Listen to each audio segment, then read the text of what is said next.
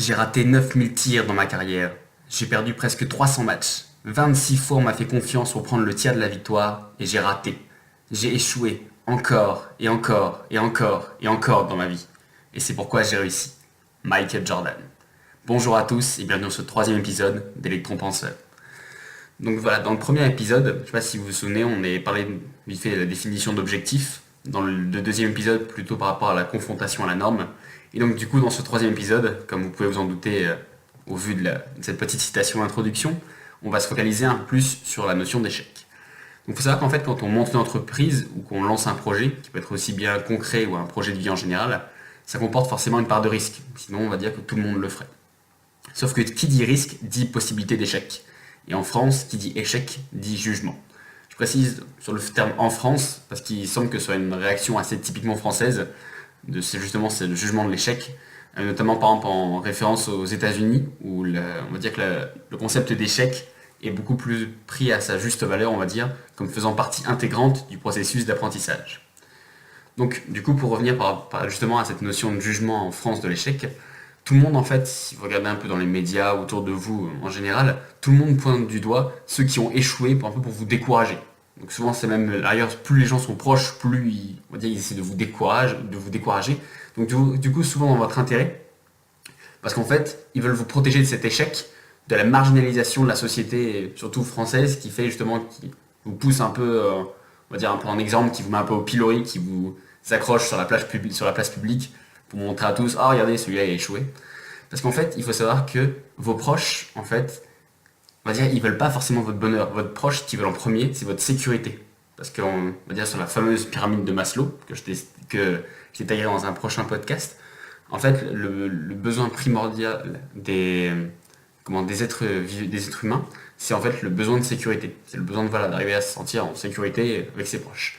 Donc du coup, c'est pour ça que vos proches, ce qu'ils mettent en avant, c'est votre sécurité. Pas forcément votre bonheur, mais votre sécurité.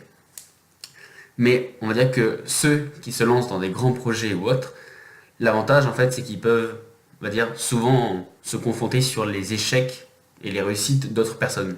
À part si vous vous lancez vraiment dans un projet complètement fou et complètement insensé, que personne n'a jamais fait, ce qui est fort probable au vu, on va dire, de l'avancée de l'humanité. Autant si vous étiez par exemple le premier à lancer une fusée ou à creuser un puits de pétrole, vous pouviez être le premier à être confronté à des problèmes que personne n'avait jamais vus. Autant là maintenant en 2018, on va dire qu'il y a une bonne grosse étendue de domaines où les gens ont déjà essayé et ont déjà échoué. Donc du coup, vous en doutez, une fois n'est pas coutume, encore une fois pour ce troisième épisode, je vais encore vous raconter une petite histoire par rapport à l'Everest, puisque vous savez justement que c'est dans une mini-série où on met en confrontation justement le fait de montrer un projet et l'ascension de l'Everest. Donc du coup, encore une fois, je vais vous raconter une petite histoire. Alors du coup, notre histoire, elle se passe en 1996. Tewan Paijo, je m'excuse encore une fois pour la prononciation, c'est un garde-frontière indien qui appartient en fait à la police des frontières entre l'Inde et le Tibet. Donc du coup, en fait, en 1996, il fait partie de la première ascension indienne de l'Everest par l'Est. Donc cette expédition, elle se compose de 6 membres. Il tente l'ascension de l'Everest, donc vraiment la partie finale, entre le 10 et le 11 mai 1996. Ceux qui connaissent un peu l'Everest savent déjà que entre le 10 et le 11 mai 1996, il valait mieux pas se promener autour de l'Everest. En effet, c'est vraiment la nuit où une des plus grandes tempêtes jamais eu a frappé l'Everest. Donc il y a une grosse tempête qui s'annonce. Donc c'est tout, c'est pas grave, ils continuent à grimper et essayer, on va dire, de se dépêcher. Sauf qu'arrive l'heure butoir de 14h. Donc je dis l'heure butoir parce qu'il faut savoir en fait qu'il y a une espèce de règle d'or. Quand vous montez l'Everest, il faut qu'à 14h, peu importe où vous soyez, vous entamiez votre descente. Parce qu'on va dire que, d'après les calculs, d'après les anciennes expériences des alpinistes ou autres, 14h en fait c'est l'heure à laquelle vous pouvez, en étant tout en haut, réussir à descendre avant que la nuit tombe. Parce que la nuit, dans l'Everest, déjà le jour c'est déjà dur, mais on se doute la nuit, les températures qui descendent, vous voyez plus où vous mettez les pieds, c'est encore pire. Donc c'est notamment pour ça que quand les gens ils partent justement le dernier jour pour atteindre vraiment le sommet, ils partent très très tôt, à 2 ou 3 heures du matin, pour justement atteindre l'Everest avant 14h et pouvoir descendre. Sauf que là, ils arrivent à 14h et ils sont pas en haut. Donc du coup, sur les 6 membres, il y en a 3 qui décident de ne pas aller au sommet, il y en a 3 qui décident d'abandonner, mais Dans les 3 autres, ils sont quand même motivés et ils vont outre justement cette petite limite des 14 heures. À 15h45, heure du Népal, les 3 alpinistes ils signalent par signal radio qu'ils sont arrivés au sommet. Donc justement, voilà, le chef ils envoient un message au chef d'expédition, justement pour lui dire qu'ils sont enfin arrivés au sommet malgré 1h45 sur l'heure préétablie. En réalité, ils sont pas tout en haut. Ils sont à 8700 mètres, soit à 150 mètres en dessous du sommet. Il leur manque à peu près 2 heures de marche. Mais la visibilité, elle est tellement mauvaise à cause de la tempête qu'ils ont cru atteindre le sommet, mais ils y sont pas. On sait justement qu'ils ne sont pas arrivés parce que c'est à cet endroit-là, à 150 mètres en dessous le sommet, qu'ils ont laissé des drapeaux de prière, des katas et des pitons, parce que justement, d'habitude, les alpinistes le déposent en haut du sommet. Sauf que, on va dire que la montagne, elle aime pas trop déjà qu'on vienne l'embêter, mais encore plus qu'on vienne l'embêter et qu'on enfreigne ses règles. En fait, ils vont avoir commis l'erreur fatale d'avoir dépassé leur limite des 14 heures. Tous les 3, ils vont mourir et aucun de 3 n'arrivera à redescendre. Piger, justement, la personne sur laquelle on se concentre pour cette petite histoire, il essaye de redescendre, donc du coup avec ses 2 compagnons qui commencent finalement à se dissocier, ils sont plus aussi soudés de la cordée. Piler, il finit par épuiser, il se recroqueville dans une petite cavité, un peu à l'abri du vent, pour se dire juste se reposer un petit peu. Sauf que dans cette petite cavité, il va mourir de froid. Et la seule chose qui va dépasser de cette petite caverne, c'est ses bottes vertes.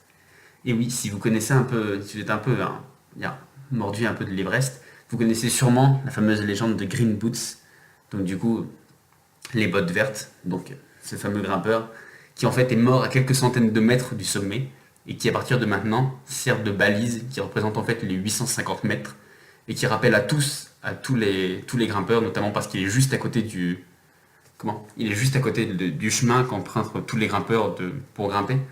Donc du coup, ça sert vraiment de balise, il rappelle vraiment à tout le monde les dangers de la montagne. Donc du coup, pour vous dire que finalement, il a fait une erreur qui lui a été fatale. Mais maintenant, au jour d'aujourd'hui, il sert en fait c'est vrai que c'est un peu cru, mais voilà, de balise, de repère, de signal envoyé à tous les autres grimpeurs pour leur montrer voilà, les dangers que la montagne leur réserve. Donc du coup, comme dirait Confucius, l'homme sage apprend de ses erreurs et l'homme plus sage apprend des erreurs des autres. Cependant, je tiens à faire quand même une petite nuance avant de refermer cette parenthèse justement de la petite histoire. Genre, j'ai pas la pierre. Hein. Quand je dis erreur, je parle de façon objective. Il n'y a pas de jugement dans mes intentions.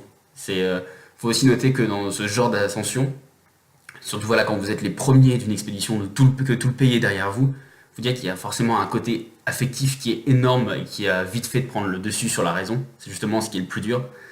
Donc du coup, notamment parce que voilà, les conditions elles sont difficiles, il fait froid, c'est dur à avancer, le but il est à portée de main, vous pouvez presque le toucher. Puis on se doute que quand vous êtes le premier de votre pays à gravir l'Everest, c'est le rêve de toute une vie, vous sentez qu'il y a toute la nation qui est derrière vous. Donc du coup, on peut se douter que le côté affectif, voilà, dans une espèce de lutte en corps à corps entre le côté affectif et le côté, on va dire, cognitif ou la raison, on va dire que le combat a vite fait de basculer plus du côté affectif que du côté raisonnable. Donc du coup, voilà, je tenais juste à dire que j'en jette pas la bière, c'est vraiment échec dans le sens où ils ont enfreint juste la règle qui était donnée. Pour reprendre sur un ton un peu moins morbide quand même, donc du coup, en fait, aujourd'hui, vous en doutez, on va parler du principe d'essai-erreur, donc de l'échec en général. Donc l'avantage en développement personnel, c'est que les erreurs, elles n'ont pas des conséquences aussi dramatiques que cette aventure. Au contraire, en fait, elles sont une véritable richesse qui vous permettent d'avancer. Pour vous dire, en fait, finalement, il n'y a que les 2 plus grandes erreurs que vous puissiez faire en développement personnel. C'est dépenser 20 euros dans un livre qui finalement en valait pas la peine. Donc du coup, on va dire qu'il y a pire comme risque, vous n'avez pas la vie de millions de personnes entre les mains non plus. Donc du coup, voilà, au pire, avec 20 euros, vous irez caler une table ou un meuble ou vous allumerez le feu. Donc du coup, ça c'est la première erreur. Et la deuxième erreur, on va dire, que vous puissiez faire en développement personnel, c'est d'arrêter d'apprendre. Du coup, voilà, vous commencez un peu à me connaître.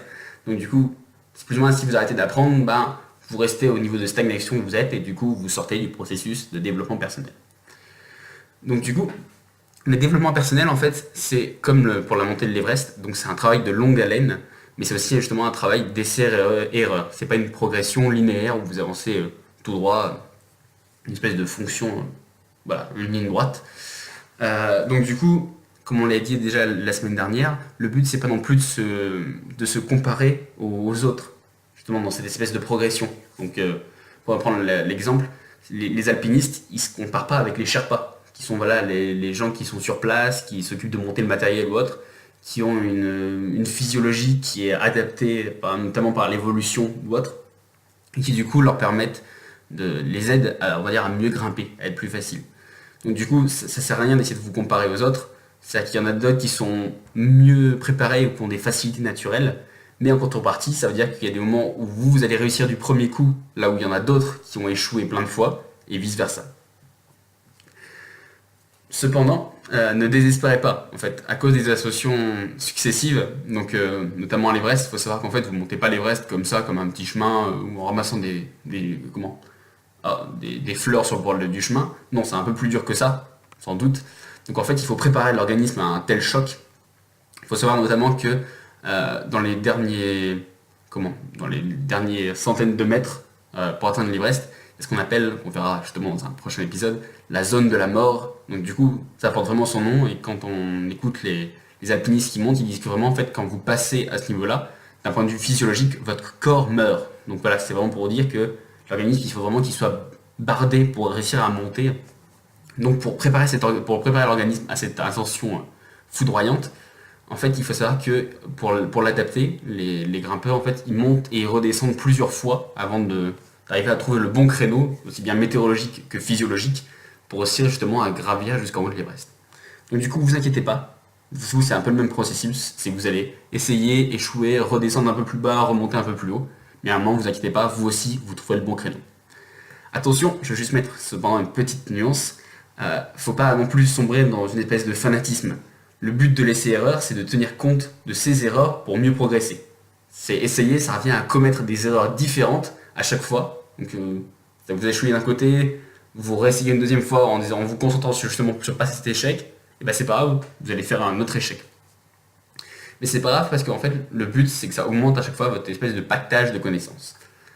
Donc pour lutter un peu contre cette idée de fanatisme, donc pour bien appuyer quand même, Einstein disait que la folie, pour lui, c'était reproduire 2 fois la même action et attendre des réactions différentes. Voilà, c'est pour dire que si vous essayez quelque chose et que ça rate, et ben réessayez pas exactement la même chose dans les mêmes conditions, sinon il n'y a pas de raison que cette fois-ci ça marche. Toujours pour continuer justement sur cette lancée de l'échec, il faut savoir qu'il y a une loi qui régit, on va dire, un peu les échecs. Oui, parce qu'il y a des lois et des théories pour absolument tout. D'ailleurs, je suis en train d'essayer de vous préparer une petite compilation de ça que j'essaierai de sortir dans quelques temps. Donc, cette première loi s'appelle la loi de Murphy. La loi de Murphy, c'est vraiment la loi la plus pessimiste que vous puissiez trouver. Elle dit que tout ce qui risque de tourner mal finira forcément par tourner mal. Donc, on va dire que ça peut être plus pessimiste. C'est vraiment la moindre petite étincelle de truc qui peut aller mal, ça va forcément foirer. Mais elle est super pessimiste, mais elle est très utile. Vous allez me dire, oui, mais notamment à quoi c'est utile? Et bien par exemple, ça sauve des vies. Il faut savoir que cette loi, elle est utilisée notamment pour créer tous les équipements de sécurité, notamment dans les voitures, les airbags, les ceintures, les habitacles. Tout ça, en fait, c'est fait en fonction de la loi de Murphy. C'est pour ça notamment qu'on fait des crash tests, qu'on envoie des voitures ou des avions contre des murs, alors qu'à la base, la voiture, elle n'a pas été... Quand Ford a inventé la voiture, il n'a pas prévu pour qu'elle aille s'écraser contre un mur. Donc du coup, c'est pour dire que en appliquant la loi de Murphy, même si la grande majorité des gens n'auront jamais d'accidents violents qui vont pulvériser la moitié de la voiture, mais on tient en compte que votre voiture, elle est faite pour encaisser le choc, que votre ceinture, elle est faite pour tenir peut-être 2 ou 3 fois votre poids maximum. Je sais pas, il y a peut-être 500 kg de résistance, donc pour éviter que la ceinture, elle vous lâche. Des choses qui sont limite inimaginables. Mais voilà, le but de la loi de Murphy, c'est justement d'essayer de prévoir toutes les pires options pour essayer de les pallier au mieux. Donc du coup, c'est exactement ce que vous devez essayer de faire pour vous. C'est d'essayer de mettre cette loi à votre service. Et en fait, il ne faut pas que vous vous laissiez paralyser par la peur de l'échec, parce qu'il faut savoir que même si vous avez absolument tout planifié, c'est-à-dire on ne peut jamais vraiment tout planifier, mais vous avez toujours 99,99% de chances que tout ne se passera pas comme prévu. Parce que la loi de Murphy, elle tend à laisser son empreinte partout. Et voilà, c'est une loi immuable. Il n'y a jamais rien qui peut être parfait, sinon on va dire que les gens ne mourraient pas, il n'y aurait pas d'anomalie dans l'univers, rien. Donc du coup, limite, ce serait déjà un peu chiant. Mais surtout, voilà, vous doutez bien que c'est improbable. Il y a toujours une petite partie d'échec. Vous pouvez Vous pouvez faire super attention, par exemple, à votre santé, attention à ce que vous mangez, aller courir tous les jours, reprendre l'air, manger que des produits bio, et ben ça vous empêchera pas de tomber malade. Voilà, c'est exactement ça. C'est-à-dire que même si vous faites tout, limite, même si vous prenez des antibiotiques ou des machins avant, et ben c'est pas grave, parce qu'il y a même le virus qui trouvera une manière de s'adapter, juste pour que la loi de Murphy, hop, elle vous touche et qu'elle vous montre, c'est moi qui règne sur l'univers, toi t'es qui? Donc du coup, voilà, en fait, finalement, les seuls qui commettent pas d'erreur, c'est en fait ceux qui font rien. Et paradoxalement, comme je l'ai dit tout à l'heure, en fait, l'inaction, c'est la plus grande des erreurs, car elle empêche la progression. Donc là, on arrive quasiment un peu à la fin de l'épisode. Justement, j'avais essayé de faire un peu plus compact, étant donné qu'il y a beaucoup de choses à dire. Mais du coup, vous inquiétez pas, en fait, j'avais beaucoup de citations ou autres à vous donner. Et pour alléger un peu plus le podcast, pour éviter que ça fasse juste une longue série de citations, j'ai décidé en fait sur la semaine qui va suivre, là, de vous mettre une citation par jour jusqu'à la semaine prochaine. Voilà. Donc du jeudi au mardi ou au mercredi, je vais voir. Donc du coup, voilà, une petite citation par jour pour justement un peu original pour lutter contre cette idée d'échec. Donc du coup, pour finir, n'ayez pas peur des erreurs, mais préparez-vous à les affronter, notamment en tenant compte des erreurs des autres. C'est pour ça que je vous ai raconté l'histoire de Green Boots, parce qu'en fait c'est ça, c'est pas de dire que il faut vraiment que vous fassiez une erreur qui vraiment vous soit fatale, qui vous coûte voilà, toute votre carrière ou autre, mais plutôt essayez de faire voilà, des petits essais-erreurs où tenez compte des erreurs des autres pour réussir à mieux vous préparer. Donc du coup, en fait, aujourd'hui, encore comme à chaque épisode, je vous ai encore préparé mon petit call to action à la fin. Donc du coup, le petit passage à l'action, le petit truc que vous pouvez appliquer est là tout de suite, juste après. Donc du coup, comme d'habitude, en fait, il se décompose en deux parties. Donc dans un premier temps, je vais vous demander en fait d'essayer de faire une liste des 10 pires choses qui peuvent arriver à votre projet. Souvent, ça c'est pas trop dur, vous mettez devant une feuille, vous dites vraiment dans le pire des mondes, qu'est-ce qui pourrait arriver. Bon, n'exagérez pas trop du genre oui, si la Terre explose ou s'il y a un trou noir ou voilà. Après vraiment, c'est un peu réaliste. Mais voilà, dites-vous d'un point de vue concret, un peu réalisable, quelles sont les pires choses qui pourraient vous arriver. Et à la rigueur, vous inquiétez pas, si vous manquez d'idées pour avoir les 10, vous avez juste à demander un peu à votre entourage, à votre tante qui est un peu sceptique ou autre, et vous inquiétez pas, vous allez vous réussir juste et rapidement à trouver vos 10 pires choses qui peuvent arriver à votre projet. Et ensuite, une fois que là, vous avez fait votre liste avec vos 10 pires choses, je vais vous demander en fait d'essayer de trouver, même si c'est d'un point de vue, on va dire un peu utopique, où là vous n'avez pas les moyens financiers ou matériels ni rien, mais d'essayer de trouver pour chaque élément au moins une ou deux solutions minimum. Si vous en trouvez plus, c'est génial, mais au moins une ou deux solutions minimum. Je sais, ça a l'air un peu abstrait, un peu utopique dire comme ça. C'est pour ça que je vais vous faire un petit exemple. Par exemple, je veux ouvrir une boucherie en Chine. Il paraît que c'est mon trip, ça me regarde que moi, je veux monter ça. Donc du coup, sauf que je suis confronté à plusieurs problèmes. Là, je vais en le citer trois.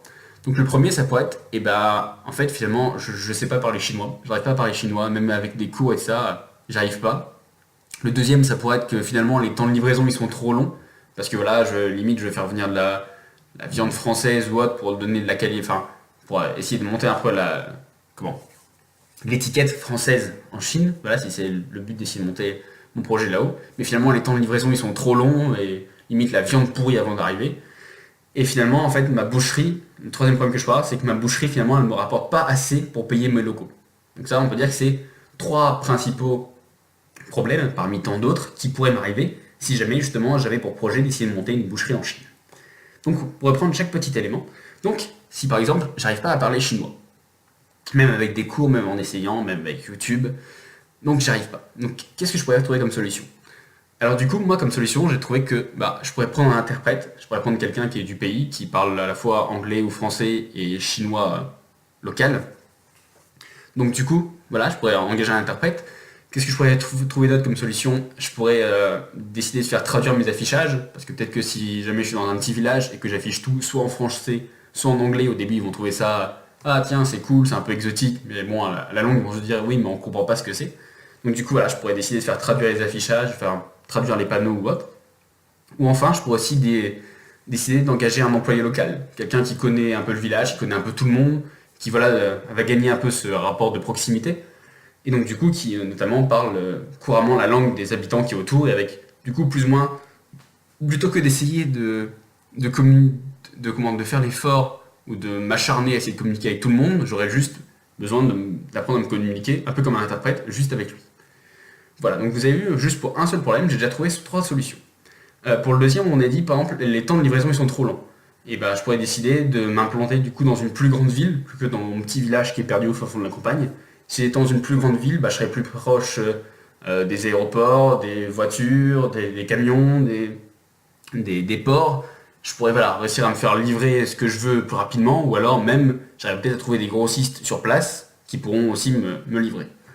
Ou alors, si jamais je décide de rester dans mon petit village, ce que je pourrais avoir, c'est que du coup, plutôt que de décider absolument de vouloir faire venir ma viande de France et lui faire des milliers de kilomètres, et bien finalement, en fait, je pourrais aller me balader dans les petits producteurs locaux, et puis d'arriver du coup à trouver des produits aussi bons, mais justement, voilà, local. Et on sait justement que les populations aiment bien aussi manger local.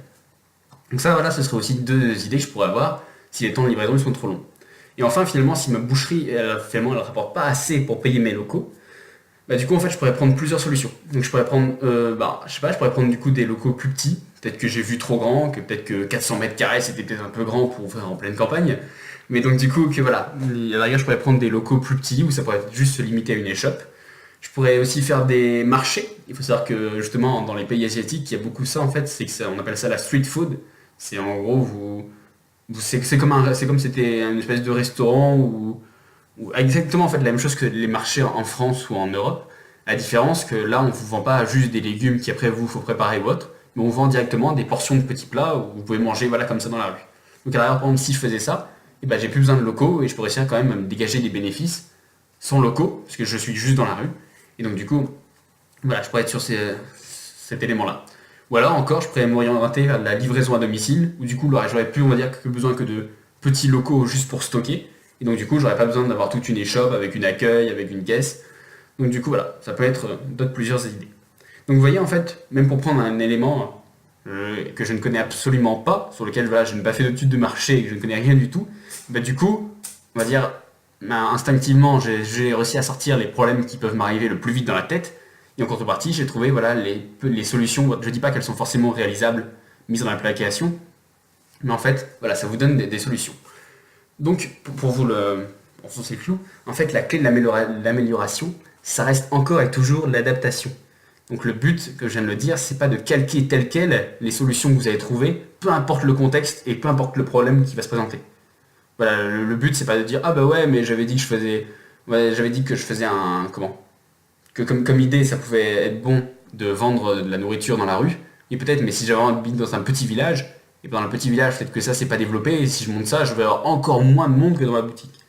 Donc du coup, voilà, le but, c'est toujours en fait d'essayer de rester sur l'adaptation. En fait, vraiment, le but de cet exercice, c'est surtout en fait de vous libérer l'esprit de la peur de l'échec. Il faut savoir qu'en fait, le cerveau, il y a une chose qu'il aime par-dessus tout, c'est finir les choses. Il n'y a qu'à voir que quand voilà, vous avez fini une série ou fini un bon livre ou autre, et ben voilà, vous avez une espèce de sensation de bien-être que vous avez juste parce que vous avez fini.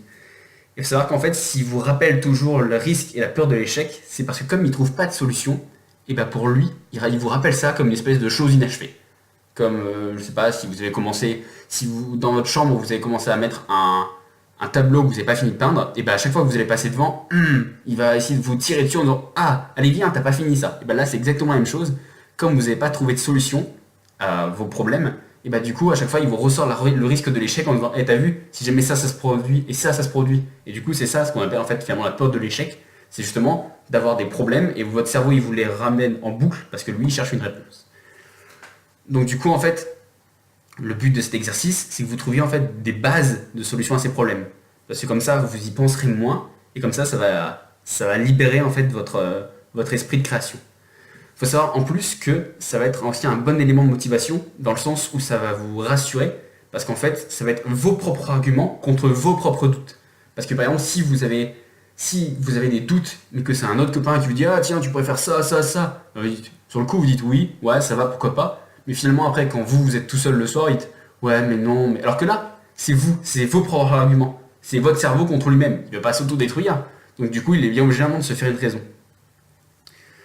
Donc du coup, voilà, le but c'est vraiment ça, c'est vraiment d'essayer de donner une raison à votre cerveau, déjà d'arrêter de vous rebâcher tout le temps avec ah les risques, et aussi voilà, de vous dire que le moment où vous allez douter, et vous aurez juste à ressortir votre petite liste, et puis vous direz bah non regarde tiens, j'avais pensé à ça, à ça, à ça, et ne fait rien que de regarder les solutions, mais ça va faire renaître d'autres solutions en vous par rapport à la situation qui est donnée, et ça vous permettra d'avancer.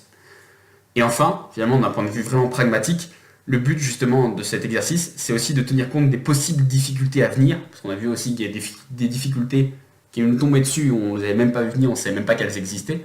Donc du coup, le but, c'est d'essayer en fait de considérer ces possibles difficultés, qu'on va dire comme une étude de marché. D'essayer d'adapter votre projet en conséquence dès le début, pas directement vous lancer de dire ah oui, tiens, j'aurais pu essayer de prendre ça ou ça en compte, mais de vous dire en gros, finalement, une étude de marché, c'est exactement ça. C'est-à-dire que là, vous faites une étude de marché de vous-même, de votre projet. Voilà. Pour finir, en fait, sur après ce petit call to action, j'ai essayé de mettre juste on va dire un dernier petit boost motivationnel. Donc, du coup, en fait, je sais pas si vous connaissez cette vieille expression ancestrale qui est « il n'y a que ceux qui essayent pas qui se trompent ». Mais en fait, finalement, j'aimerais que cette citation, vous la preniez au pied de la lettre. Oui, en fait, j'aimerais que vous essayiez, vous testiez, que vous innoviez, que vous inventiez, que vous imaginiez, que vous créiez, que vous construisiez, que vous développiez, mais surtout que vous échouiez. Parce qu'en fait, c'est pas pour paraître décourageant, mais c'est parce que l'échec, c'est la clé du développement. C'est en tombant qu'on apprend à marcher. Et si vous reconnaissez votre échec, que vous en prenez compte et que vous en apprenez, et bien grâce à lui, vous pourrez apprendre de lui, et ça vous servira, vous pourrez vous servir de cette chute pour bondir encore plus haut que le pas où vous étiez avant. Voilà. Moi, je vous laisse sur une petite citation de notre maître à tous, Yoda, et je vous dis à la semaine prochaine. Mais la faiblesse, les folies, les échecs aussi, oui, l'échec surtout. Le meilleur des maîtres, c'est l'échec.